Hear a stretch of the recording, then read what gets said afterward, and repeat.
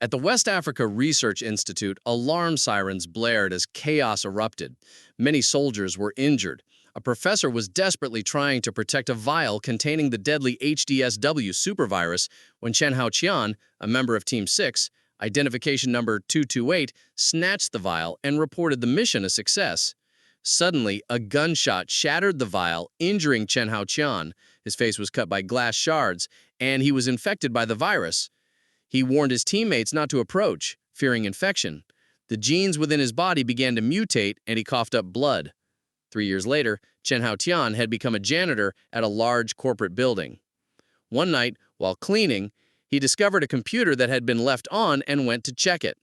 The screen was displaying a sensitive scene, which startled Chen Haotian so much that he got a nosebleed. Just then, a girl walked in and saw him sitting in front of the screen.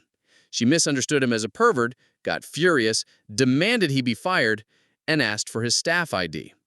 Chen Haoqian tried to explain that he had merely passed by and was attempting to turn off the computer for someone else, but she dismissed it as a lame excuse. The confrontation escalated. Enraged, the girl raised her leg to kick Chen Haoqian, but he effortlessly blocked the move with one hand. This surprised her.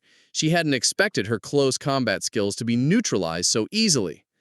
In the climax of the scene, she let out a sharp "yah" when countered, signaling both comedic tension and the start of future confrontations. As a result of the counter, the girl lost her balance and fell onto the desk, inadvertently causing the monitor to clearly display the explicit image. Chen Haoqian teased her awkward posture, making her panic even more and accuse him of being a pervert. He continued to tease her and pretended to move closer, which made her scream, but instead, Chen Haotian simply used a pen to write something on her face and sarcastically announced, "Mission accomplished," a light jab meant as humorous payback. As she fumed in frustration, he warned her that if she dared to falsely accuse him again, he would leak the photo of her face marked with ink. With that, he confidently walked away. The furious girl swore revenge. Her real name was revealed to be Lin Yumo, and she vowed to make Chen Haotian pay for humiliating her. Back at his rental room, Chen Haotian was utterly exhausted. He opened the fridge, pulled out a syringe, and injected himself with a strain of the original virus to stay alive. Upon closer inspection, he was shocked to realize it was Ebola, a highly lethal virus. As he lay down, he recalled the events from 3 years ago when he had first been infected. He had made the decision to leave the organization and isolate himself in a remote, desolate place. For an entire year, he lived like a wild man in the deep jungle. Though he had not been cured, he consoled himself with the belief that the virus in his body was at least no longer contagious.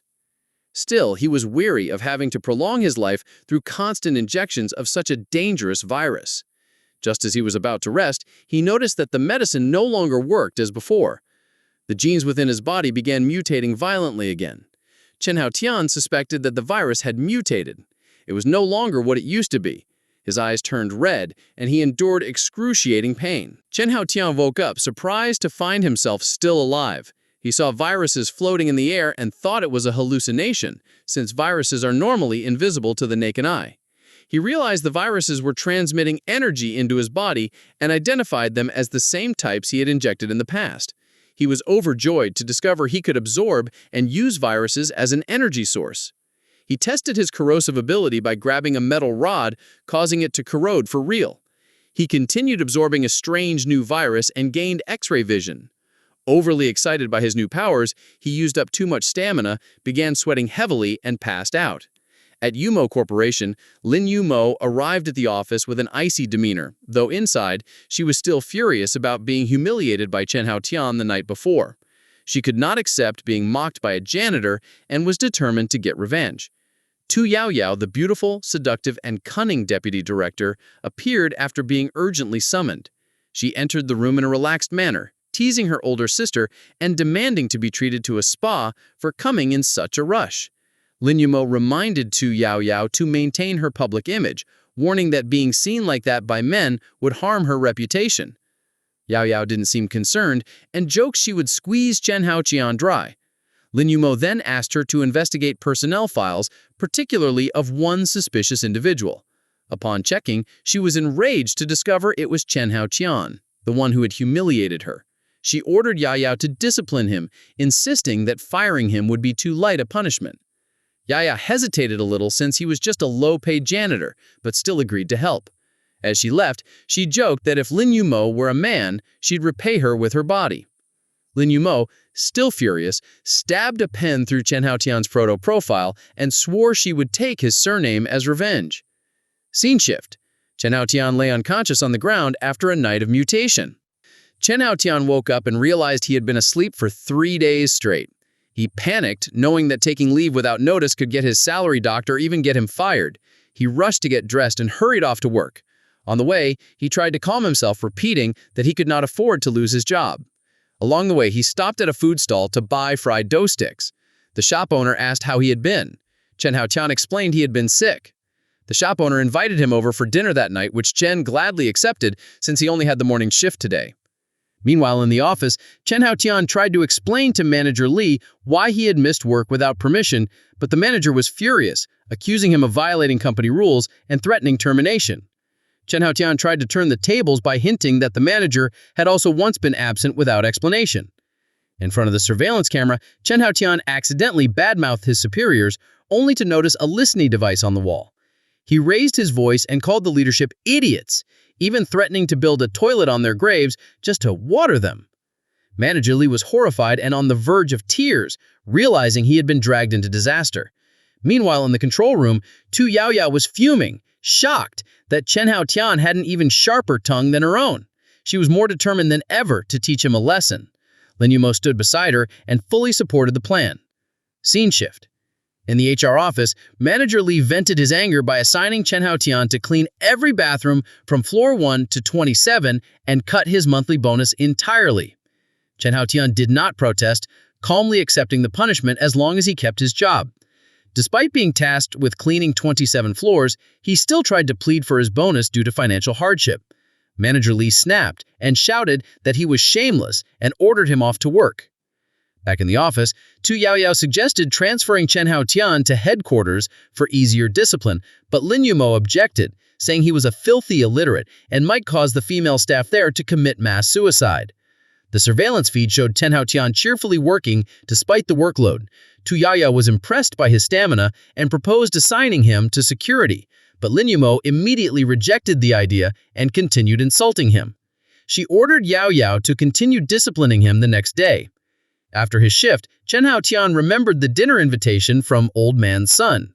He wanted to buy a small gift, but ended up trying to borrow money from his manager, only to be harshly rejected for being too shameless. Scene change. In the Tamlon district, a girl was being followed. Chen Haotian appeared behind her and accidentally startled her. She misunderstood him as a pervert and ran away thinking he was a member of the Huang Mao gang. She cursed while running, leaving Chen Haotian completely confused. Suddenly, a blonde-haired thug blocked the girl's path. It was Huang Mao himself. He claimed it was his birthday and demanded she come to his place. When she refused, he threatened her and said that if she called the police, her entire family would suffer. Just as things became dangerous, an apple flew in and hit Huang Mao square in the face, knocking him down. The girl turned back and saw Chen Haotian standing there, who coldly said, "Sorry, that apple was meant for someone else. May I have it back?" One of Huang Mao's underlings ran over to help him up, while Huang Mao flew into a rage over being ambushed, calling Chen Haotian a righteous idiot who sticks his nose where it doesn't belong. Chen Haotian replied that he was simply trying to make a little profit on the side. The girl stood by confused, thinking that Chen Haotian was also a bad guy trying to harm her. Huang Mao misunderstood and assumed Chen Haotian was in the same line of work, proposing that they split the girl between them. Chen Haotian was furious and loudly rejected the idea. He suddenly introduced himself as the CEO of Helping Others Company Limited and pulled out a price list for his services, then grabbed the girl's hand and ran. 10,000 yuan to disable the bad guys, 20,000 yuan to call the police, 30,000 yuan for the full business package to erase all threats, 50,000 yuan. Huang Mao went mad, drew a knife and charged, but the panicked girl immediately chose the business package. Chen Haotian cheerfully thanked her, deflected the knife, and punched Huang Mao straight into the wall, knocking out a tooth. Huang Mao screamed in humiliation, but Chen Haotian stomped his head into the ground. The other thug tried to attack the girl, but Chen Haotian quickly locked him in a chokehold and slammed him face first to the ground. The girl was stunned by Chen Haotian's fighting ability and thought to herself that he was incredibly strong. Chen Haotian declared mission complete and suggested she upgrade to the diamond package to completely eliminate the two thugs without a trace. Terrified, she refused, believing he really could do it. She thanked him and said that good people always get rewarded. Chen Haotian coldly asked for payment, causing her to awkwardly pull out her wallet. Inside were only 300 yuan. She shyly explained that she had just finished work and would pay the rest later. Chen Haotian allowed Sun Vinvin to pay the remaining 40,000 yuan in installments with 10% annual interest, 20% if delayed 2 years, payment due on the 15th of every month. He warned her that if she broke the contract, his company would take action, then kicked Huang Mao in the groin to demonstrate. Vinvin introduced herself as a surgeon from Renmin Hospital No. 1 with official state employment and promised to repay the debt fully. Chen Haotian was satisfied and offered free after-sales service. As Vinvin left, she noticed that Chen Haotian was walking the same way, suspecting he was investigating her home address.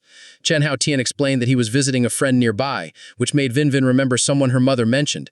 After confirming that Chen Haotian was a friend of her father, Old Man Sun, the fried dough seller, Vinvin blushed and called him Uncle Chen, though he clearly disliked being called that. Shyly, she asked if the debt could be cancelled, but he refused, waiving only the interest while keeping the principal due on time.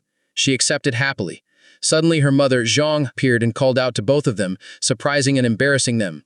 At dinner, Old Man Sun warmly poured wine for Chen Haotian, while Mother Zhang quietly asked her daughter about the real relationship. Vinvin insisted they had only met by chance, but her mother remained suspicious. She commented that Chen Haotian seemed like a good man but lacked ambition and wasn't worth dating. Vinvin blushed and begged her not to speak so loudly in case he heard, but Chen Haotian did hear and silently cried while drinking his wine. Meanwhile, in a dark alley, Huang Mao knelt before his gang boss named Yingtao, begging for revenge after being humiliated. When asked who beat him, Huang Mao said the name was Red Scarf. Yingtao immediately gave the order.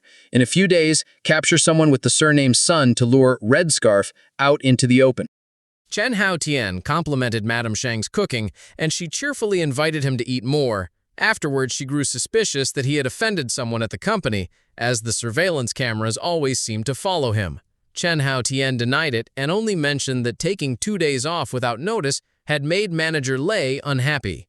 He began to feel that someone was tracking him and trying to investigate him. Vinvin comforted him and said that if it became too hard, he could just quit, but he replied that he wanted to keep working because he had a good relationship with everyone. Old Sun praised his character, while Madame Zhang silently criticized him as someone lacking ambition. After the meal, Chen Haotian asked to leave. Vinvin walked him to the door and awkwardly brought up what had happened before. He reassured her and joked that he might have to save her again. Madame Zhang suddenly appeared, suspicious that the two had feelings for each other. Vinvin panicked and denied it. Madame Zhang said Chen Haotian wasn't good enough for her daughter. As Chen Haotian walked away, he thought to himself that she spoke so loudly even the deaf could hear. Later, Vinvin told her mother that she already had a boyfriend, prompting Madame Zhang to ask a barrage of questions. Vinvin quickly pulled her into the room to avoid the conversation. At home, Chen Haotian checked his body and saw no abnormalities over the past few days, so he decided not to inject himself again. Instead, he would return to the company to find out who was targeting him. At Yumo Corporation, Chu Yao Yao was preparing a new plan and declared that today would be the real battle. Upon hearing that Chen Haotian had arrived, she ordered all departments to get into position. As soon as he stepped into the company, a security guard attacked with a baseball bat, but Chen Haotian reacted quickly, grabbed the bat, and threw it back at the attacker. Chu Yao Yao gave the order to initiate the next step.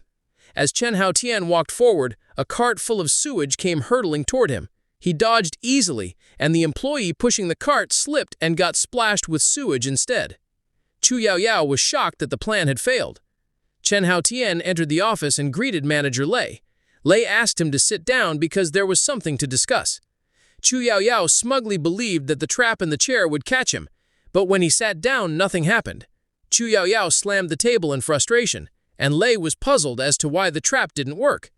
Then, Lei shifted to scolding Chen Haotian for sloppy cleaning and poor hygiene. Chen Haotian thought to himself that the number of cameras was increasing, and whoever was behind this had real authority. Lei ordered him to clean all floors from 1 to 27, 3 times a day per floor. Chen Haotian accepted the task and left the office. Curious, Lei sat down in Chen Haotian's chair and was stabbed in the butt by the spring-loaded stick hidden in the seat. Chu Yaoyao saw this through the monitor and was confused why the mechanism had worked on Lei but not on Chen Haotian. Len Yumo entered and asked for a status update. Chu Yaoyao said the plan didn't go as expected and announced that it was time for her ultimate move. She whispered her plan to Len Yumo, who looked worried, but Chu Yaoyao said the worst-case scenario would be a 2-week hospital stay and insisted this time she would finish the job. Len Yumo told her to be careful and handed over authority before leaving for a project meeting. In the restroom, Chen Haotian discovered a surveillance camera aimed at him. He suspected the girl from before, but figured as long as he still had the photo, she wouldn't dare act. He wanted to pinpoint her location and used virus particles to scan the 8th floor where the chairman's office was. When the viruses reached the women's office area, he marveled at their beauty and presence, just as rumored. After searching for a while, he noticed a woman pouring black liquid onto the floor and grew suspicious. His phone rang, and Lei called him to clean the dirty photocopy room on the 8th floor. The woman pouring ink was none other than Chu Yaoyao. Chen Haotian confirmed she was the one who had been setting him up repeatedly and decided it was time to play along. Chen Haotian entered room 28F and saw a large puddle of ink spreading across the floor. The trail led directly to the position of Chu Yaoyao. She acted shy and touched her chin, lying that Sister Lu was unwell and had asked her to get his help for cleaning. Outside the office, people were whispering that Director Chu was trying to work someone to death. Chen Haotian looked around and suspected the ink spill wasn't an accident, thinking to himself that this kind of mess was like setting off diamonds in a forest. Yaoyao kept up the innocent act, saying it was lucky no higher-ups were around, or she would have been scolded for sure. Chen Haotian sneered inside, fully aware she was pretending to be innocent. He brushed it off, told her to be careful next time, then crouched down and started mopping. Yaoyao watched, feeling dissatisfied that he wasn't affected at all by her looks, and began to question her own charm. She kept smiling sweetly and pretended to thank him. As Chen Haotian wiped the floor, he broke into a sweat, silently cursing her for being such a good actress and thinking she should go be in movies. Yaoyao picked up his ID card and tried to get close by saying it was a coincidence since she had a relative also named Chen Haotian, then moved toward him. He calmly replied that her shirt button had come undone. She pretended to be embarrassed and covered her chest, calling him naughty, but secretly hated that he had seen her and vowed to take revenge. After 10 minutes, Chen Haotian finished cleaning and turned to ask if there was anything else to clean. Yaoyao praised the sparkling floor and bashfully offered him a glass of iced tea as thanks. He politely declined, suspecting the tea was part of her scheme, thinking that all her earlier acting was just to lure him into drinking that glass. Deep down, Yaoyao's real expression surfaced. She was angry because if he didn't drink it, her entire plan would fall apart. On the outside, she continued to act fragile and complained that he shouldn't be so petty since she had never poured tea for anyone before and broke her rule just for him. Chen Haotian finally accepted the tea with a smile, acting friendly while being completely on guard. He figured since he had watched the entire play, he might as well drink the tea to return the favor. Yaoyao smiled sweetly across from him, inwardly celebrating that her plan had worked. Chen Haotian finished the tea and secretly laughed, thinking that even a supervirus couldn't hurt him, so a laxative was nothing. He thanked her and handed back the glass. Yaoyao proudly thought she had finally trapped him. Chen Haotian smiled slyly and decided to counterattack. He scratched his head and leaned in close to Yaoyao, saying he wanted to ask something in private. Yaoyao was startled by his closeness and didn't know what he was about to do. Chen Haotian whispered that lately he felt like someone on the 8th floor had a crush on him because no matter where he went, the cameras followed. Yaoyao broke into a cold sweat thinking he had found out, but she smiled and denied it. She said being monitored didn't necessarily mean someone liked him. Chen Haotian played innocent and said he was just a janitor with no value, unless someone secretly had feelings for him.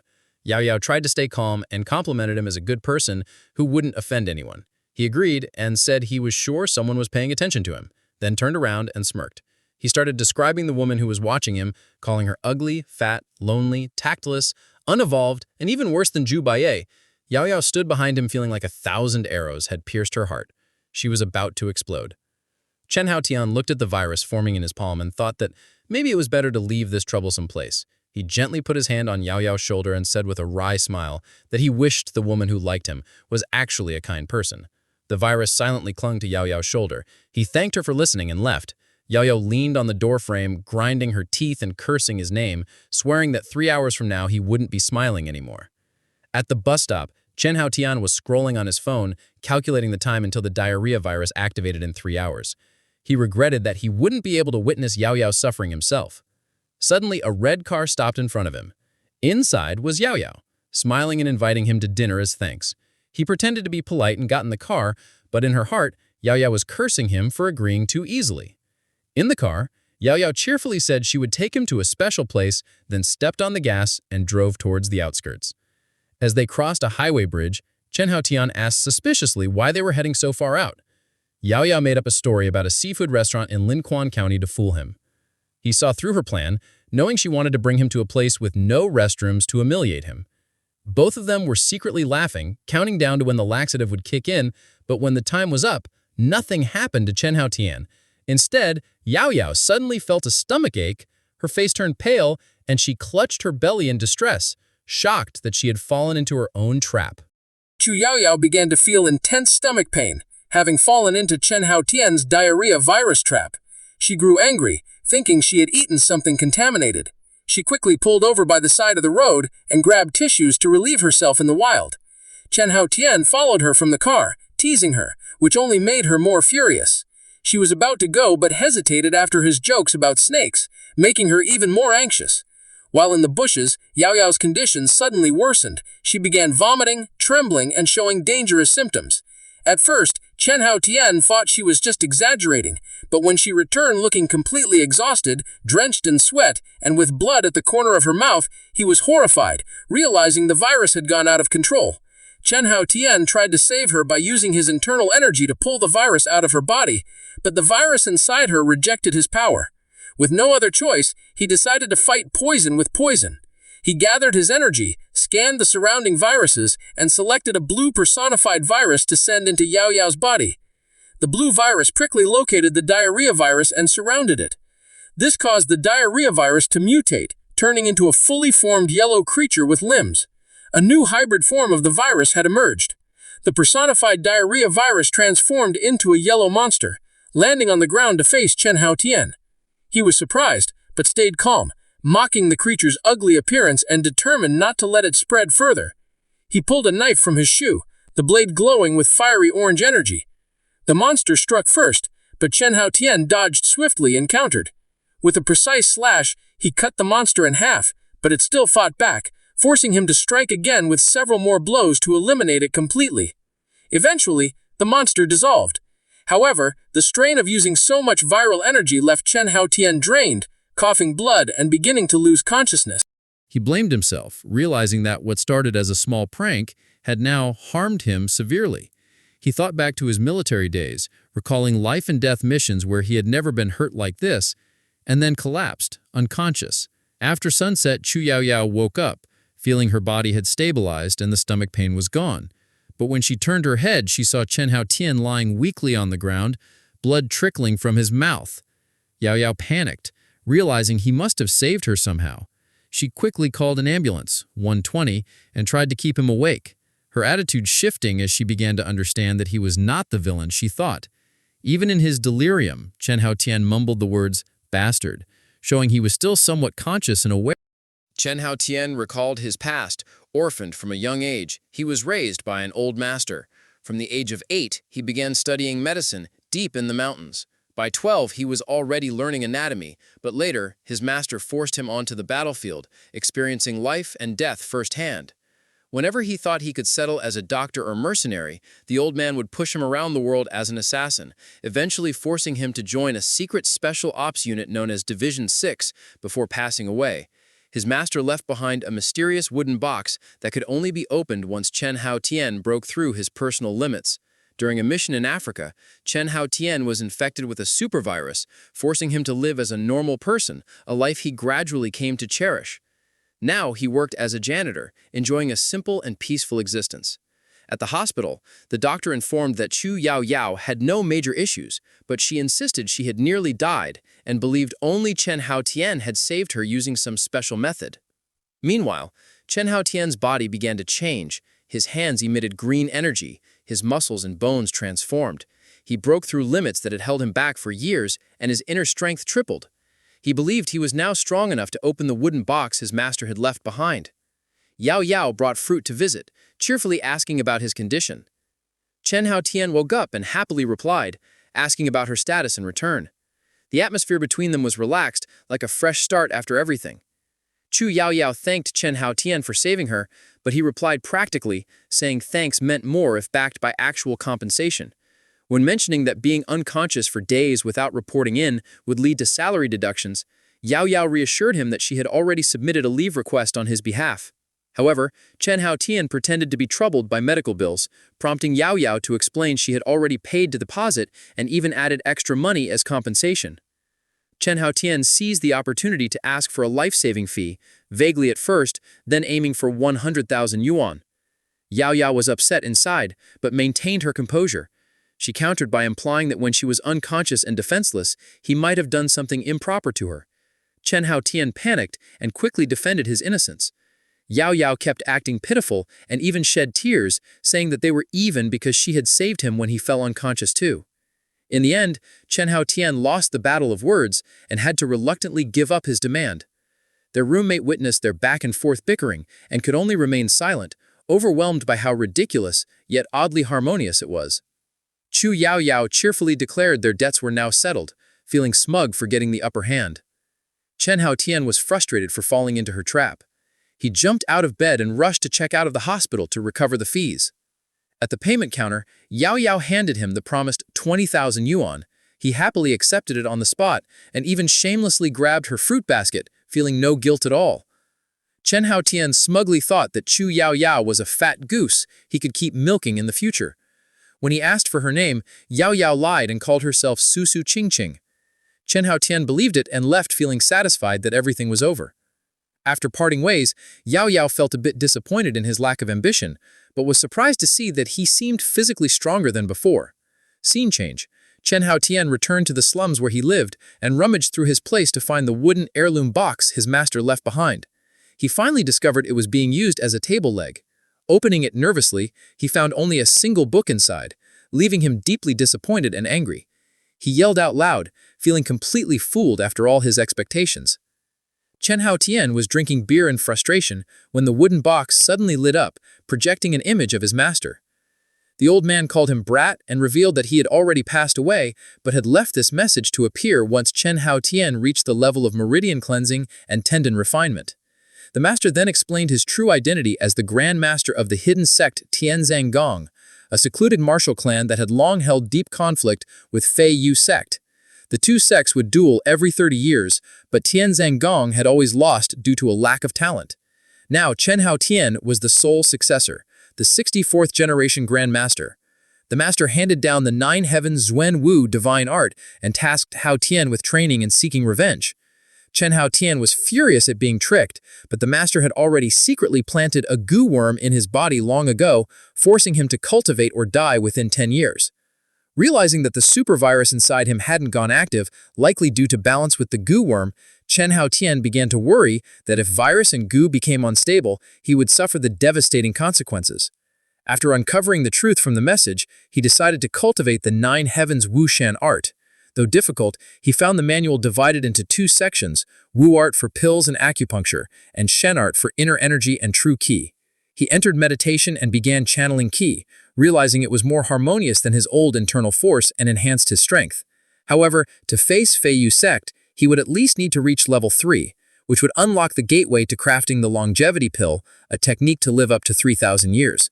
Though worried about the future, Haotian comforted himself that he still had more than 20 years until the next sect duel. He still had time. Even so, he felt that his master had set him up for a huge disaster.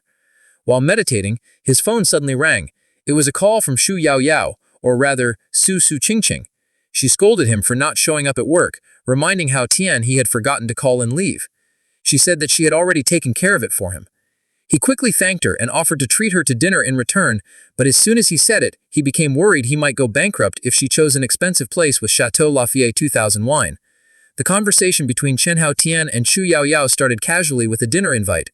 Yao Yao teased him, saying that she had suitors lined up down 2 blocks, so accepting his invitation was basically encouraging queue jumping. Chen Haotian played along with the joke, but Yao Yao suddenly changed tone, saying she would consider his offer, and suggested dining at the Champs-Élysées with a bottle of Chateau Lafite Rothschild. Chen Haotian panicked and muted his mic, cursing quietly at the thought of losing his wallet. Just then, he received an unknown call from a gangster demanding he show up at warehouse number 9 in Eren Alley within 30 minutes. or else they would kill Sun Ving, who had been kidnapped and tied up inside. Over the phone, Chen Haotian could hear slaps and Ving's pained cries. The moment he heard the name Sun Ving, Chen Haotian became deadly serious, dropping all humor and calling a taxi to rush to the location, preparing for a confrontation with the gang. Meanwhile, the bald gang leader and his men were setting up an ambush, planning to tear Haotian into 8 pieces when he arrived. Ving, tied to a chair, prayed desperately that Haotian would not come, but the confrontation was now unavoidable. Huang Mao continued to make vile remarks towards Sun Ving, even threatening to torment her after dealing with Haotian. One of his underlings questioned whether they could actually defeat Haotian, but Huang Mao struck him with a stick and called him a coward. Wang Dao, the bald-headed gang leader, kept a calm and refined demeanor, claiming that Haotian showed up, they would let Ving go without trouble. But in reality, he still intended to take her for himself. Huang Mao refused to let her off, saying everything started because of Ving. Wang Dao's true nature as a pervert soon emerged, though he pretended to speak with righteousness about justice and gang rules, hiding his dirty intentions. He introduced himself as Wang Dao, also known as Ying Tao from Fukduong, someone well-respected in the underworld. In front of Ving, he acted regretful and promised to come to her house to apologize, but she saw through the lies. Ving begged Dao to let Haotian go and said she would owe him a great debt, but he didn't care and slapped her, yelling loudly. He declared he would spare Haotian only if he gave a proper explanation.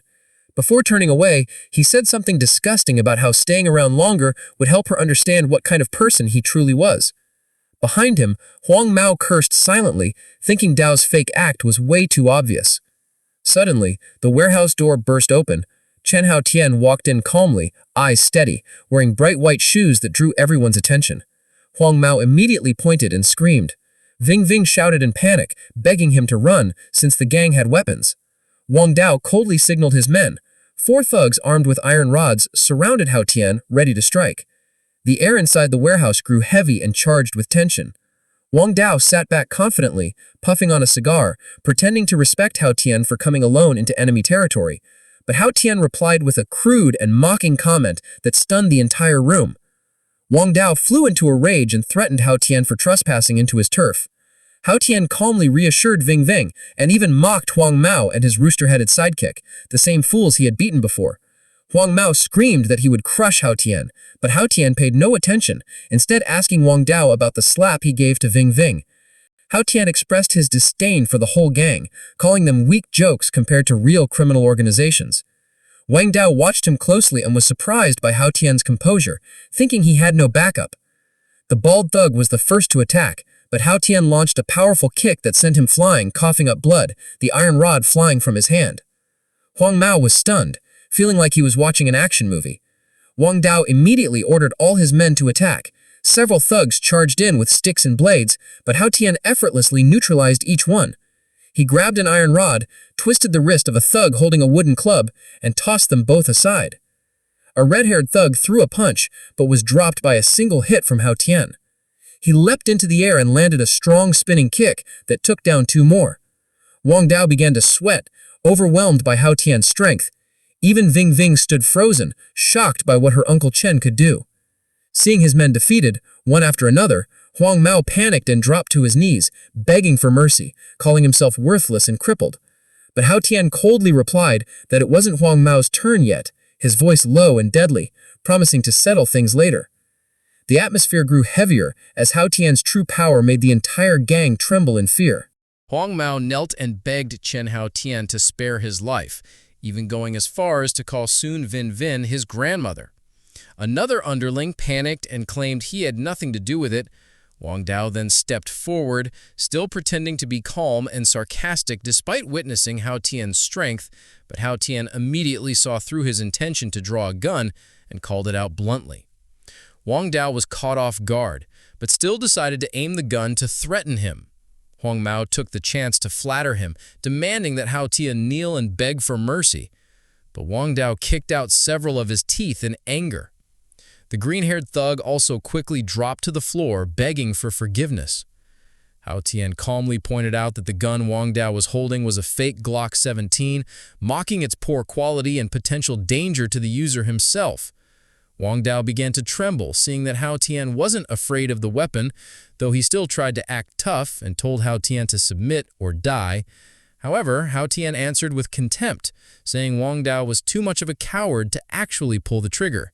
Just as he said, Wang Dao didn't dare shoot and only used threats. Taking the opportunity, Hao Tian swiftly disarmed him, shocking everyone. He spun the gun with ease and aimed it at Wang Dao, causing him to break into a cold sweat. Hao Tian continued lecturing him, scolding him for being stupid enough to spend 50,000 on a useless fake gun.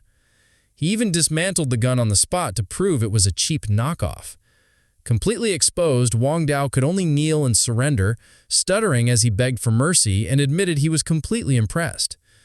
Hao Tian demanded a show of sincerity, saying words meant nothing.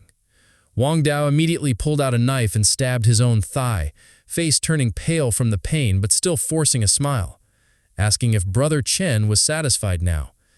The entire show of dominance ended with Wang Dao utterly humiliated, proving Hao Tian's overwhelming superiority. Backed into a corner, Wang Dao continued begging, even asking Grandma Vin Vin to speak on his behalf. With her kind heart, Vin Vin pleaded for Hao Tian to spare him. Taking the chance, Hao Tian also pretended to be moved by Grandma's words and agreed to forgive. But he didn't miss the chance to mock them. He began complaining about his cab fare, hunger, and the emotional trauma he suffered. Wang Dao, pale with fear, quickly offered compensation for emotional damages and agreed to whatever number Hao Tian proposed, which was between 1 million and 800,000 yuan.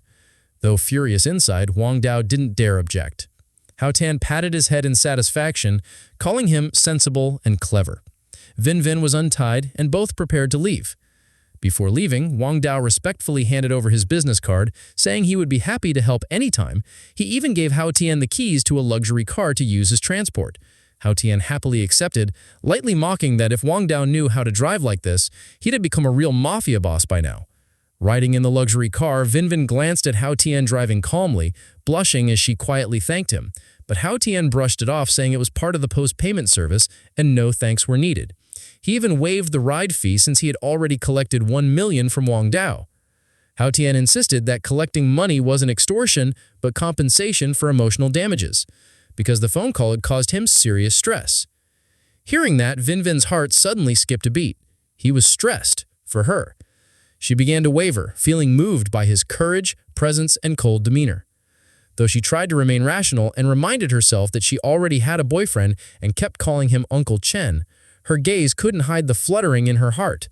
She looked at Hao Tian behind the wheel, the streetlights reflecting off his calm and serious face, and thought to herself, tonight, he's actually kind of handsome. Vin Vin praised Chen Hao Tian for being impressive, but he responded coldly that he was just ordinary. She cheerfully suggested calling him Big Brother instead of Uncle, but Hao Tian refused, saying he was used to being called that and only saw her as a younger sister. Vin Vin looked slightly disappointed, said, "Oh," and then fell silent. When the car stopped in front of her building, Hao Tian said he would wait until she went upstairs before leaving. Vin Vin turned and said she felt like he had a tall wall in his heart, making it hard for others to get close. Hao Tian just smiled and replied he didn't understand her because his education was limited, gently denying her comment. She admitted she once wanted to treat him as an older brother and had no other thoughts. She then asked curiously why he had so many skills yet chose to work as a janitor. Hao Tian replied that he found satisfaction in cleaning. Vin Vin said the reason didn't convince her. She guessed that he had been through many things, mentally and physically exhausted, and chose a simple job for peace of mind. Hao Tian remained cold and said he didn't have a driver's license, so couldn't be a chauffeur, and told her not to overthink. Vin Vin told him to return the car and not to take money from Wang Dao if possible. Hao Tian simply replied, "Got it," and left. Vin Vin watched him walk away, thinking to herself that he must be carrying burdens unimaginable to others. In the car, Hao Tian also looked at her secretly through the rearview mirror, thinking the girl was young but sharp and clever. He sighed, then looked up and realized the chill was from the roof being open. He gazed at the starry sky, nostalgic for peaceful times long ago. He then stopped at a bank, withdrew a thick stack of cash, and felt a rush of joy at having nearly 1 million yuan. But as he stepped out, he immediately sensed someone watching him from afar. To his surprise, it was a girl. He thought it was a waste for someone with such good looks to be a thief and became curious about what she planned to do. The girl suddenly jumped out and blocked his path, called him Big Brother, and asked to talk. He was confused and asked if she was trying to rob him since her approach was so unprofessional. The girl directly pointed out that he had just withdrawn a lot of cash, then quickly shifted to offering her services, implying she was selling herself. Hao Tian flatly rejected her, but she remained persistent, trying to convince him that the price was cheap, only 20,000. Hao Tian became angry and scolded her for thinking he was stupid, saying that amount could get 10 girls elsewhere. She began to cry and showed her student ID, claiming she studied at Fudu University of Science and Technology, and that it was her first time. Hao Tian doubted the authenticity of the ID, but she pleaded that if he didn't believe her, he could verify with the school. He returned her documents and advised her to go home early so her mother wouldn't worry. But she choked up and said her mother was in the hospital, then lowered the price to 15,000, begging through tears. Seeing her helpless desperation, Hao Tian suddenly remembered his own past when he too had been pushed into a corner. He looked at her with sympathy, then asked one last time if she had truly made her decision.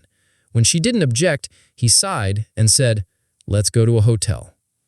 After arriving at the hotel, Ding Ding sat nervously on the bed, while Hao Tian returned with the stack of cash he had withdrawn from the bank. He handed her the full amount of 20,000 and told her to get some water, then asked her to take a shower. When Ding Ding asked his name, he introduced himself as Tian Hao Tian, 25 years old, janitor. She was surprised that someone with such a job would spend that much money. Still, she felt he was different, someone with character unlike most men. In the bathroom, the warm water helped Ding Ding relax a little, though she remained determined to play her role fully to avoid feeling indebted. Stepping out with just a towel, she shyly called for Hao Tian. He looked at her for a moment, then calmly grabbed another towel, covered her, and walked out without any intention of doing anything. When Ding Ding asked if he regretted it, Hao Tian firmly said no, that he was a man of his word. He gently asked why she was selling her body. She hesitated, but finally admitted that her mother was seriously ill and needed urgent surgery by morning, though she insisted he had already paid and didn't owe her pity. Hao Tian continued to ask whether 20,000 was enough and what she planned to do afterward. It was Chen Hao Tian who leapt up to save her. Hao Tian stood gallantly before the gang, politely asking Yumo if she was all right. Then he suddenly spoke like a man possessed, saying he didn't remember who she was, referred to himself as Zajia, claimed he had been gathering herbs on Mount Wudang, and fainted only to wake up here. He looked at Ao Jian's gang with their strange attire and suspected they were from a demonic cult, then declared he would carry out justice on behalf of the heavens, stunning everyone. Yumo was dumbfounded, thinking the accident had driven Hao Tian insane, yet his words and aura felt too real and convincing. One thug whispered to Ao Qian that maybe Chen Hao Tian had transmigrated, making even Ao Qian's face go pale in shock. The underling who muttered about time travel was punched square in the face by A. Qian, who called him an idiot and insisted that this was reality, not some online fantasy novel. Meanwhile, Chen Hao Tian stayed fully in character as a transmigrated cultivator, speaking solemnly as he vowed to protect Yumo and eliminate the villains to restore justice to the world. Yumo found his overly polite demeanor and bizarre behavior increasingly suspicious, even wondering if he died from the crash and been possessed by a Tang Dynasty Taoist priest. Aqian couldn't stand the over-the-top performance any longer and ordered his men to attack Hao Tian. But instead of backing down, Hao Tian confidently waved them on, calling them a bunch of rabble. In the ensuing scuffle, he used his superior speed and skill to defeat Aqian and quickly dismantled several others, leaving them stunned, as if they had just encountered a soldier straight off the battlefield. One tattooed thug dropped to his knees in panic, begging for mercy, and calling Hao Tian Taoist master, even swearing that if he ever stepped out of line again, he'd be struck by lightning 5 times. Hao Tian pretended to be magnanimous and secretly released a special bacterium into the man's body. The remaining thugs thought they'd been spared and quickly followed suit, kneeling and apologizing. Hao Tian offered them mercy too, while covertly infecting them one by one. Though outwardly grateful, they all secretly planned revenge, mocking Hao Tian as a delusional fool. But Hao Tian saw their malicious thoughts plain as day and calmly predicted that they'd soon be struck down with severe diarrhea. Once the conflict ended, Yumo walked up and asked if he intended to call the police, but Hao Tian played dumb and asked what the police meant. Yumo snapped, yelling that it meant calling the authorities. Hao Tian coughed like an old man and replied that there was no need to bother the local constables. If they could be spared, they should be. When Yumo asked for his real name to thank him properly, Hao Tian became defensive, afraid of being exposed, and formally introduced himself as Chen Tian. But Yumo wasn't fooled and exposed his true identity as Wu Qi, which left Hao Tian stammering in panic. Tired of keeping up the act, Yumo yelled for him to ask his ancestors whether people in the Tang dynasty even called the authorities constables, and finally cornered him with a tricky question. Under the crescent moon, the two continued arguing fiercely. Inside his mind, Hao Tian suddenly recalled that during the Tang dynasty, the proper term was actually Tingjiang. After his time travel cultivator act was embarrassingly exposed, Chen Hao Tian hurried to cover it up, claiming he was just performing to lighten the mood and help Lin Yumo relax emotionally. Lin Yumo became furious, harshly exposing his lies and sarcastically asking whether begging for money and groping were also part of spiritual healing. Not knowing how to respond, Hao Tian dodged the question, using work as an excuse and fled in a panic, leaving Yumo in a rage, chasing after him and yelling curses like a furious lioness. Alone on the road, Hao Tian quietly admitted to himself that he might have gone too far, but consoled himself thinking at least he made her stop frowning like the world owed her money. Late that night in his rented room, Hao Tian began practicing the Jitian Wu Shen Ju, emitting a faint blue aura. He muttered that lately mundane affairs had disrupted his training and made it hard to focus. After a long session of energy circulation with no progress, he collapsed onto the bed, mumbling that his grandmaster might rise from the grave to scold him for being lazy. Then, fell asleep. The next morning, at Lin Yumo's tower, she sat with dark circles under her eyes reading documents. Chu Yao Yao, her younger sister or assistant, noticed and worriedly asked how she was. Yumo said she was just feeling wronged, not bullied. Zhao Yao assumed it was about the arranged marriage and tried to comfort her, saying they would get through it like always. Yumo mentioned the deep ties between the Su family and the Lin family, saying she carried the burden of the family because without Su Daohai, her father wouldn't be who he is today. Zhao Zhao pointed out that even if they handled Su Xiaolu, Yumo might still run into trouble due to her striking appearance. Yumo nodded in agreement. At that moment, the image of Chen Hao Tian flashed through her mind. Yumo suddenly asked Zhao Zhao what she thought of Chen Hao Tian. Zhao Zhao paused, then realized her sister was referring to the janitor and slammed the table in outrage, asking if she really intended to have him pretend to be her boyfriend. Yumo calmly confirmed it, saying Hao Tian was someone who would do anything for money and that they didn't have much time left. She reminded Zhao Zhao that Su Xiaolu was surveying projects in the US and would return soon. Just then, the phone rang. It was their mother. During the call, their mother said that brother Su had returned and that both families would be having dinner together tomorrow evening, telling Yumo not to refuse anymore because her father's health was deteriorating badly.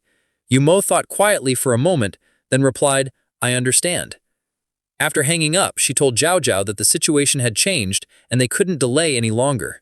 Yumo ordered, "No time for more talk. Go get Chen Hao Tian right away." Zhao Zhao seriously agreed and left the room. Meanwhile, Chen Hao Tian was still half asleep, leaning against the wall outside the men's restroom. Zhao Zhao came and pulled him up, saying the CEO needed to see him, that the two sisters had something to ask of him. Hao Tian was still not fully awake. Zhao Zhao brought Chen Hao Tian to Lin Yumo's office, starting with a serious tone, stressing that this was an important matter, not something to joke about. Hao Tian still kept a playful expression, but Yumo questioned him about when exactly he learned her true identity. He dodged the answer, claiming it was due to her reputation spreading far and wide, but Yumo didn't believe it, saying he only found out because of last night's incident with Chen. Yumo shifted the topic to the 1 million yuan he had tricked out of her, declaring that it couldn't be forgiven easily. Hao Tian shamelessly countered, "You hit me with your car. Compensation for emotional damage is justified." The two argued fiercely about the legality of the money. Hao Tian even cited the regulations on voluntary gifting. Yumo threatened to sue, but Hao Tian's face turned serious and asked, "Are you threatening me?" In the end, Yumo proposed a deal. If he didn't return the money, he had to pretend to be her boyfriend at the Su family's dinner party tomorrow. Hao Tian was shocked, saying he didn't have the looks or status for anyone to believe he was Yumo's boyfriend. But she asserted, "I don't care if others believe it or not." He tried to suggest finding someone else, but Zhao Zhao sneered, "You're a janitor. Who could you possibly know that's better?" Yumo pulled out a credit card, gave him 20,000 yuan for shopping, and told him to be at the cafe downstairs at exactly 6 tomorrow evening. Hao Tian's attitude changed instantly at the sight of money. He quickly agreed, and even began acting like a movie king. Yumo sighed. Zhao Zhao still doubted the plan. "Sis, is this decision wrong?" Yumo replied absent-mindedly, "Let's hope not." In the shopping mall, Hao Tian walked out in a sharp black suit, looking surprisingly elegant. He thought to himself that it had been a long time since he wore such clothes. His phone rang. On the other end was Ding Ding, a young girl calling him urgently. "Brother Chen, I'm at the People's Hospital. If you have time, please come help me." Hao Tian had just stepped out of the store, but upon hearing the news, he firmly responded, "I'll try to get there as soon as I can." Chen Hao Tian arrived at the People's Hospital as requested by Ding Ding, who rushed out to meet him with a worried look on her face. She asked him for help with more money, explaining that her mother's surgery hadn't gone well and further treatment was needed. Without hesitation, Hao Tian transferred 180,000 yuan as promised, even though Ding Ding only asked for 50,000 yuan. He wanted to keep his word and believed she would need more in the future. After transferring the money, he asked to visit her mother, even if she was unconscious. Though anxious, Ding Ding agreed, trusting his intentions. She thanked him, calling him a good man. Hao Tian sighed with a hint of sadness, thinking to himself that being a good person was hard, but once chosen, he had to commit fully. Before entering the hospital room, Hao Tian asked about her mother's condition. Ding Ding revealed it was stage 3 cancer. Hao Tian spoke bluntly but sincerely. Even 1 million yuan might not be enough to save her. The words were harsh but honest. Ding Ding shed tears, devastated by the thought of losing her last remaining family member. Hao Tian gently patted her head to comfort her, revealing that he too had lost loved ones. That was why he chose to help her. Together they entered the room. Ding Shuyun, her mother, lay struggling for breath on a ventilator. A woman who had raised her daughter alone. Hao Tian admired her sacrifice. He noticed a silver mat on the floor and asked about it. Ding Ding admitted she couldn't afford a proper bed and had been sleeping on the floor. Hao Tian suggested moving them to a private room so both mother and daughter could have better conditions. He then insisted on meeting the attending doctor. Ding Ding hesitated, fearing it would be a bother, but he firmly stated he would handle all the costs. In the doctor's office, Hao Tian overheard Dr. Yang complaining that such a severe case was only being cared for by a young girl, with no other relatives present. Hao Tian pretended to be a family member who had just returned from a business trip. He bowed and sincerely thanked the doctor for the care provided. The doctor invited him outside for a private conversation. When asked about his relationship with Ding Ding, Hao Tian claimed to be a distant cousin to gain trust. Dr. Yang then explained that Ding Ding's mother was in extremely serious condition, and even with conservative treatment, her life expectancy wouldn't exceed a year. Modern medicine had no effective solution. Hao Tian silently recalled the wretched old man who had once taught him ancient medical techniques. He thought that if anyone could help, it would be either that man or himself. After understanding the full situation, Hao Tian politely thanked the doctor and promised to discuss the next steps with Ding Ding. When he returned, Ding Ding anxiously asked what the doctor had said. He hid the worst of the news, telling her instead to return to the hospital room and lock the door behind her. No one was to be let in without his permission. Alarmed, Ding Ding asked what he was going to do. Hao Tian replied seriously, "Don't ask, just trust me." After entering the hospital room, Chen Hao Tian closed his eyes and fell into deep thought, hesitating whether to use a mutated virus far more dangerous than the diarrhea virus to destroy the cancer cells in Ding Ding's mother's body. In the end, he decided to temporarily use his inner energy to restore the damaged organs and ease her condition. After channeling energy for a long time, he let out an exhausted breath, wiped his sweat, and ended the treatment. Ding Ding witnessed the entire process and was moved to tears, calling him an angel sent by the heavens to save her and her mother, but he humbly replied that he was just a janitor, then hurriedly left. Before going, he simply said that if he had time in the evening, he would call her, leaving Ding Ding blushing and full of gratitude. The moment he left, a voice from inside the hospital room called out for Ding Ding, surprising her as she rushed back in. Her mother had regained consciousness, something that Dr. Yang later confirmed was a miracle after tests showed that the spread of the cancer cells had been completely suppressed. At the Yumo Tower, Chen Haotan appeared in a sharp black suit, surprising even Yao Yao with how dashing he looked. She teased him, but he coldly brushed it off and tried to withdraw, claiming he had to go clean. Lin Yumo had already arranged leave for him in advance and demanded that he stay and discuss the details of pretending to be her boyfriend. Out at the parking lot, Lin Yumo waited nervously. Chen Haotan arrived a few seconds late and received a light scolding. He defended himself by saying Yao Yao had been too thorough with instructions. Yumo ordered him to drive and warned him not to call her President Lin to avoid revealing her identity. Instead, Haotan jokingly called her baby, enraging her, as she felt insulted. But he calmly responded that if they were going to act, they might as well act all the way, turning the atmosphere in the car into a mix of tension and awkward humor. As Lin Yumo sat in the passenger seat, she suddenly remembered something and turned to ask Chen Haoten if he actually knew how to drive. He casually replied that he did, but didn't have a license. Yumo was furious and yelled, demanding that he stop the car immediately so she could take over. But Haotan calmly kept driving, saying that the road ahead was tricky, and if she drove, they would definitely be late. When the car made a sharp stop by the roadside, he pointed at the clock to show that they were still early, claiming it made up for being a few seconds late earlier. Yumo couldn't believe her ears and asked again if he truly didn't have a license. He shrugged and said he had intended to take the test, but gave up because the fee was over 4,000 yuan. Yumo couldn't hold back and scolded him for being too stingy, but Haotan simply replied that for a janitor like him, 4,000 was still a large amount of money. She warned him sternly not to show that petty personality once they were inside. She looked at Haotan's back suspiciously, feeling more and more that this man wasn't ordinary. His driving skills were far too professional for a janitor. When he noticed her standing still, he raised his arm and told her to link arms with him since they were pretending to be a couple. Yumo reluctantly complied after he warned her that he wouldn't take responsibility if the act failed. Satisfied, he adjusted his bow tie and said with a slick smile, "Then let's go, my little baby." Yumo blushed furiously and didn't reply. Inside the luxurious private room of the restaurant, Linton He, former chairman of the Yumo Group, and his second wife were hosting Mr. To Hai Dao, CEO of Liu Fang Real Estate Group, and his son Su Xiaolu. Both sides raised their glasses and chatted warmly. Chairman Lin even apologized for Yumo's rudeness during their last meeting. Mr. To smiled and said it was nothing, while Su Xiaolu blamed Yao Yao, saying she was the one who caused trouble. Chairman Lin grew anxious when he saw the clock hit 6:40 and Yumo still hadn't arrived. He urged his wife to call her. She smiled awkwardly and said she already did. Their daughter was stuck in traffic. Lin scolded her for covering too much, but she joked that every woman would eventually follow her husband's lead. Mr. To joined in with a compliment, saying she looked youthful. The room filled with polite laughter.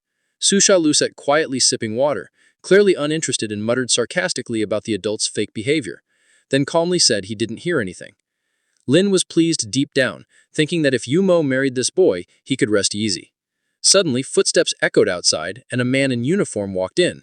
It was Director Chu, the official invited to witness the marriage arrangement between the families. Everyone stood up warmly to greet him, showing respect.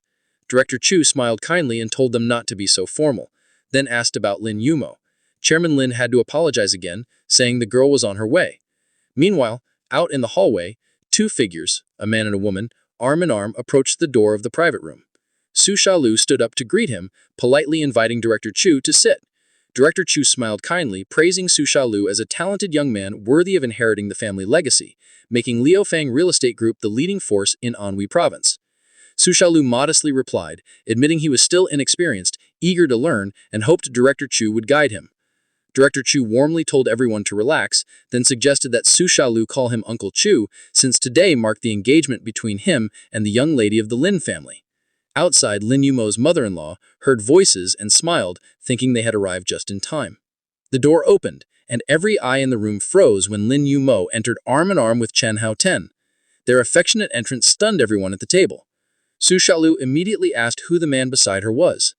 Lin Yumo calmly introduced him. "This is Chen Haoten, my boyfriend." She even reminded him to greet everyone quickly.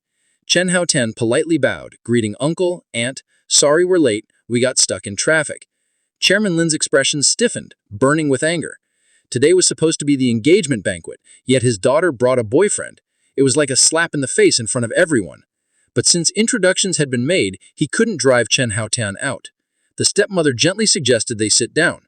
Lin Yumo looked cheerful but was inwardly panicked. She realized this wasn't just a negotiation dinner, it was a real engagement party. Even an important figure like Director Chu was present. Beside her, Chen Haotan secretly held her hand, reassuring her, "No need to panic, having a boyfriend isn't shameful." What's meant to happen will happen, and I'm here with you. She looked at him, blushing slightly, and whispered, Meanwhile, Su Xiaolu and his father exchanged worried glances. If it were just family, it would be easier to handle. But now that Director Chu was involved, things were far more complicated. Suddenly, Director Chu widened his eyes and slammed his hand on the chair, startling everyone. Su Xiaolu quickly tried to calm him down, asking him not to be angry and to eat first. Lin Yumo started to panic. This is bad, really bad. Chen Haotan stared at Director Chu, and suddenly his face froze. He realized this man was none other than Chu Tongyang, someone from his past to whom he owed a great debt. He panicked, muttering silently, "Please don't come here. Don't recognize me. Don't do anything stupid." But Director Chu's eyes lit up, and with great emotion, he called out, "Instructor, is that you? I've been searching for you for so many years. If you hadn't saved my life back then, there would be no Chu Tongyang." The entire room was stunned. Chen Haotan stood frozen, screaming inside, "It's over. I'm doomed."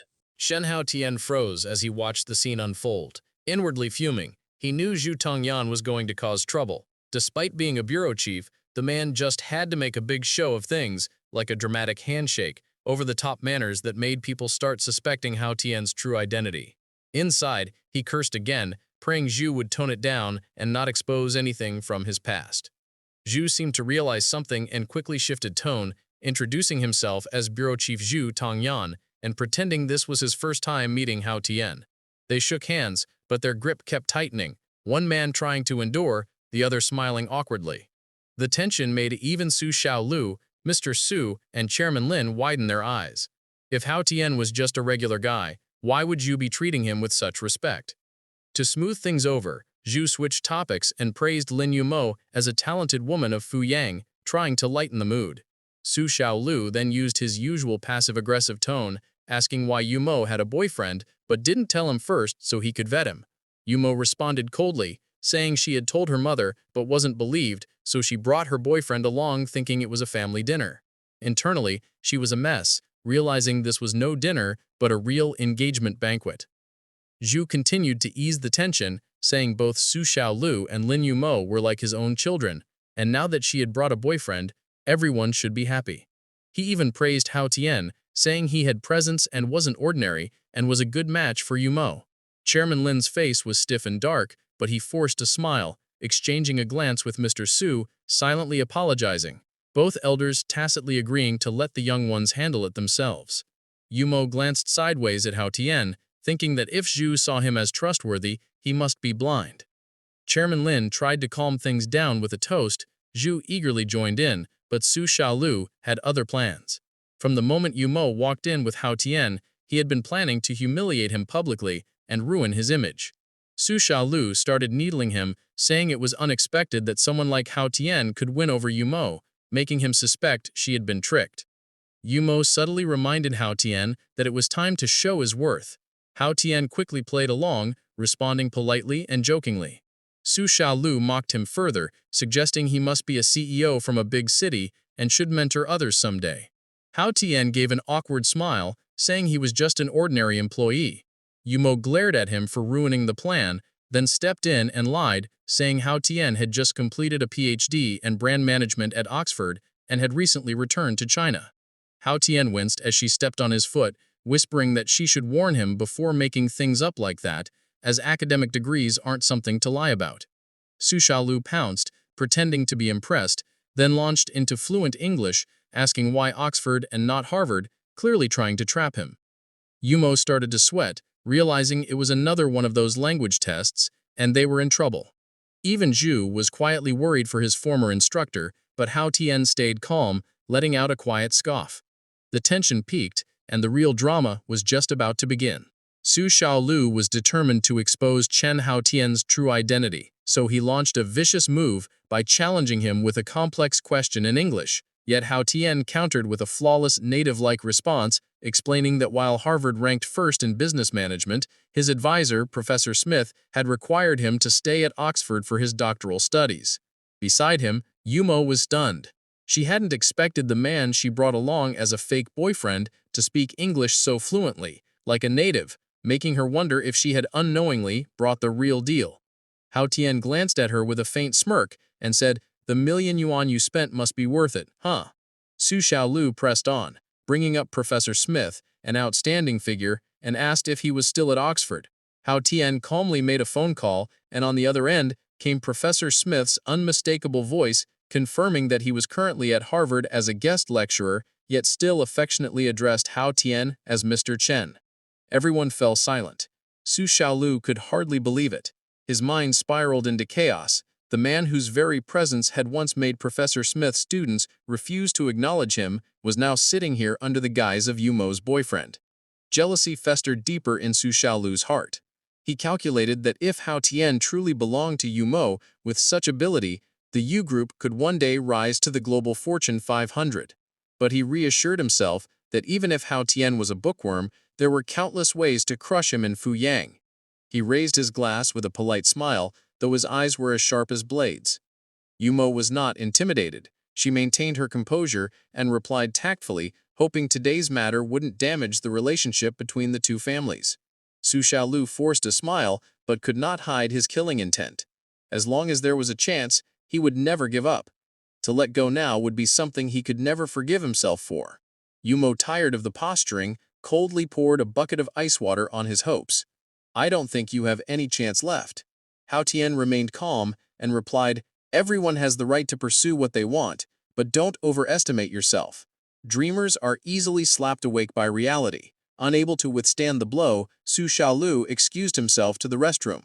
Moments later, Bureau Chief Zhu also rose and followed. Inside the restroom, amid the sound of running water, Bureau Chief Zhu snapped to attention with a formal military salute. Instructor Zhu Tongyan reporting. Hao Tian's expression darkened. He scolded him sharply. "How many times have I told you, stop saluting me like that? I am no longer part of the Flying Dragon Special Operations Team, nor am I in the National Unit 6. I just want to live an ordinary, peaceful life, with nothing to do with the past." His gaze grew stern, a silent warning that made Zhu instantly fall silent. Zhu Tongyan stood stiffly in the restroom, saluting in full military form, leaving Hao Tian utterly speechless. He snapped, "I told you you're stupid, and today you proved its true stupidity." Yet inside, old Zhu felt a surge of pride. To be scolded by his instructor was an honor in itself. If Hao Tian knew what he was thinking, he would probably explode in frustration. Even so, Hao Tian decided to leave first to avoid drawing attention, but Zhu Tongyan still insisted on saluting with full ceremony. Hao Tian cursed inwardly, wondering how unlucky he was to be stuck with someone like this. Zhu Tongyan followed him silently, still beaming with satisfaction at the rebuke. The two of them returned to the dining table, and Hao Tian rose to excuse himself, saying he had to leave early because of work at the company. He politely added that he would host a dinner for everyone another day. Chairman Lin patted his shoulder and reminded him, "Yumo is in your hands, take care of the girl." Hao Tian nodded in assurance, though inwardly he thought that even though Lin Tianhei's illness was severe, it might still be curable if his own inner strength increased a bit more. Leaving the restaurant, Yumo immediately pulled her hand from Hao Tian's and said bluntly, "This is where your acting ends." In the car, when he hinted about the possibility of Su Xiaolu coming back to cause more trouble, she sneered, "Spending my whole life using you as a shield, do you even deserve that?" He quickly withdrew his words and stayed quiet, listening as she poured out her worries, her father's grave illness, an uncertain future, a scheming stepmother, a ruthless business world, and the persistent pursuit of men like Su Xiaolu. Seeing how upset she was, Hao Tian handed her a tissue in comfort and suggested driving her to a place where she could unwind. They arrived at Samley-Well Night Street, crowded, lively, and filled with the scent of street food. Yumo expressed disdain, while Hao Tian ate happily, saying the atmosphere here was far more pleasant than the banquet earlier. As they ate, he asked about her hometown and childhood. Yumo responded coldly, but he patiently shared about his own past. As a child, he lived in West Tianha, a slum full of garbage, yet dotted with wildflowers, a paradise of his childhood. Then he told her about a time he was playing in the grass when suddenly he saw something that stunned him. When she asked what it was, Hao Tian slowly answered, "A child, already dead." After continuing his story about seeing a child's corpse in the bushes as a boy, Hao Tian shared the fear, confusion, and the reflections that helped him get through his difficult childhood, deciding to live joyfully even if he had his own life left. However, Yumo reacted sharply. accusing him of indirectly mocking her for being someone who always wore a tense frame and didn't know how to enjoy life. She became even more agitated under the influence of alcohol. He had to change the subject, pretending the story was made up, and even joked that he had once been an assassin. She burst out laughing at the bizarre joke, finding him unexpectedly humorous, and the distance between them began to fade. Yumo started asking more personal questions about his education and background. Hao Tian admitted that he had only studied up to 4th or 5th grade before going abroad, that his domestic diploma was bought, and that Oxford was just something he bragged about. He also joked that just because someone returned from overseas doesn't mean they actually studied there. The mood became more relaxed. Yumo laughed uncontrollably, raised her glass to clink with his, and kept drinking. Even though he tried to stop her, she downed a 56-degree liquor and shouted that she would reward him with a month's salary if he would drink with her. When he refused, she slammed the cable in anger, kept drinking, and began to vent the emotions she had bottled up for so long. Yumo screamed that she wasn't normal, that she was a failure who couldn't do anything right. She spoke of the humiliation of being looked down upon at work, of colleagues saying the company thrived only because of her pretty face, and of former classmates calling her arrogant, aloof, and a seductress. At her breaking point, she smashed a liquor bottle on the floor, startling everyone in the restaurant with the loud noise. When she finally calmed down, she whispered quietly that seeing her father actually made her heart ache. Then Yumo collapsed into Hao Tian's arms, sobbing in exhaustion. Hao Tian caught her, paid in cash, and carried her out of the restaurant. He asked where her home was so he could take her back, but in her drunken state, she only mumbled, I. After Yumo got drunk, she refused to give her home address, so Hao Tian had to carry her to a hotel. However, only a room with one large bed was available. He felt a bit awkward, but checked in due to the circumstances. When they entered the room, Hao Tian noticed she smelled of alcohol and her dress was dirty. He intended to help her change clothes to wash them. Although his actions came from good intentions, Yumo, half conscious and half asleep, misunderstood and thought he intended to do something bad. While helping her change the dress, Hao Tian accidentally found himself in an awkward situation. His reason fiercely struggled between maintaining his morals and inappropriate thoughts. In the end, he restrained himself, held firm, and did not cross any boundaries. Unexpectedly, at that moment, the cultivation law within him suddenly broke through its first level, filling him with excitement. He realized that emotional states and pressure might be the triggers for this progress. Meanwhile, Yumo remained sound asleep, completely unaware of what had just happened.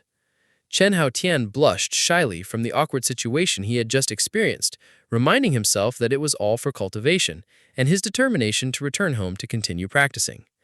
After realizing that reaching the first cultivation level had greatly improved his eyesight, Len Yumo woke up the next morning angrily calling Chen Haotian when she discovered her clothes missing and could not remember what had happened.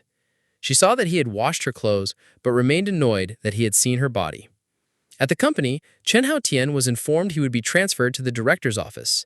Assistant Liu Yangyang introduced his new job and warned him to work seriously or risk being scolded.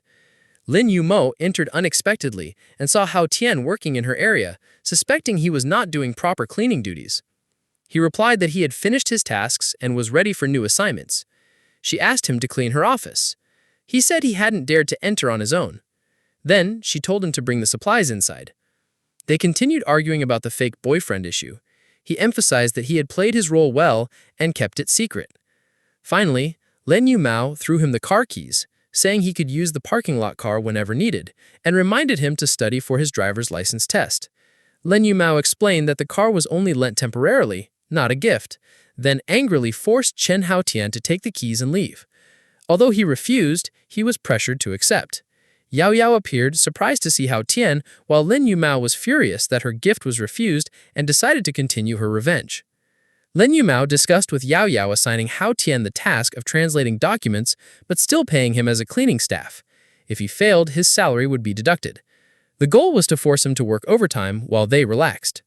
Yao Yao warned that the plan might push Hao Tian too hard, but Lin Yumao became even more determined. Concerned, Yao Yao tried to prepare Hao Tian mentally first and shifted the topic by asking about his relationship status. Yumo said the engagement was temporarily postponed, but would require more time to resolve fully.